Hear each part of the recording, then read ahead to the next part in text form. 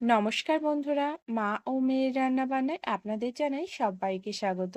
সবাই কেমন আছেন? আশা করছি সবাই খুব ভালো আছেন। আজ আবারও নতুন একটা রেসিপি নিয়ে আপনাদের মাঝে হাজির হলাম।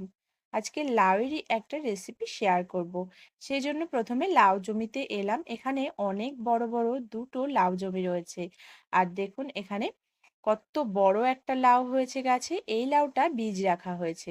আর লাউয়ের পাতা ডগাগুলো এতটা সুন্দর আর প্রচুর পরিমাণে কিন্তু লাউ হয়ে রয়েছে গাছে। চলুন তবে রেসিপিটা এবার শেয়ার করা যাক। আপনারা কমেন্টে কিন্তু জানাতে ভুলবেন না আপনাদের গ্রামের পরিবেশ বেশি ভালো লাগে না শহরের। আমার তো গ্রামের পরিবেশ ভীষণ ভালো লাগে, যেহেতু আমি গ্রামেই থাকি। চলুন রেসিপিটা শেয়ার করে নিই। প্রথমে লাউটা ধুয়ে নিলাম, খোসা ছাড়িয়ে নিয়েছি। একটা গ্রেটারের মাধ্যমে লাউটা গ্রেট করে নিচ্ছি। আপনারা চাইলে বটি দিয়েও ছোট্ট ছোট্ট করে কেটে নিতে পারেন। আমার চ্যানেলে নতুন বন্ধু হয়ে থাকলে চ্যানেলটি সাবস্ক্রাইব করে আমার পাশে থাকার অনুরোধ রইল। ভিডিওর পাশে বেল আইকন রয়েছে, প্রেস করে রাখবেন।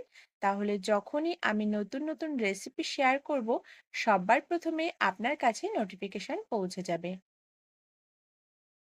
লাউটা গ্রেট করে নেওয়া হয়ে গেছে, এবার রান্না করে নেব। প্রথমে কড়াইতে তেল গরম করে নিচ্ছি। তেলটা বেশ ভালো মতন গরম হয়ে গেলেই ফোড়ন দিয়ে দেব সাদা জিরে, আর দিচ্ছি তেজপাতা, আর দেব লঙ্কা। আর আগে থেকে ভেজে রেখেছিলাম কিছুটা মুগ ডাল। মুগ ডালটা ভেজে ভালো করে জল দিয়ে ধুয়ে জল ঝরিয়ে রেখেছিলাম। ডালে কিন্তু একটা পাউডার দেওয়া থাকে, সেই পাউডারটা ভালো করে ধুয়ে নেওয়ার জন্যই আমি ভালো করে ভেজে ধুয়ে নিয়েছি। তারপর ডালটা একটু কিছুক্ষণ নাড়াচাড়া করার পর কেটে রাখা লাউটা দিয়ে দিয়েছি। দিয়ে পরিমাণ মতো হলুদ লবণ দিয়ে ভালো করে গ্যাসের হিটটা মিডিয়াম টু লো করে রান্নাটা করে নেব। হলুদ লবণটা এদিকে নেড়েচেড়ে মিলিয়ে দিচ্ছি।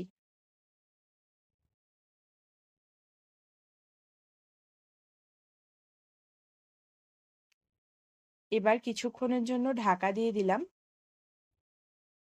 কিছুক্ষণ পর ঢাকাটা খুলে দেখে নিচ্ছি লাউটা কতটা সেদ্ধ হয়েছে। আরও অনেকটা সময় লাগবে, লাউ থেকে কিন্তু প্রচুর পরিমাণে জল ছেড়েছে। এবার দেখুন জলটা শুকিয়ে গেছে, রান্নাটা প্রায় হয়ে এসেছে। নামানোর বেশ কিছুক্ষণ আগে দিচ্ছি একটুখানি ভাজা জিরের গুঁড়ো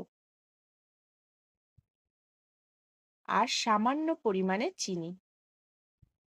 একবার বাড়িতে এই লাউ ঘন্ট রেসিপিটা বানিয়ে খেয়ে দেখুন, আশা করছি খুব ভালো লাগবে।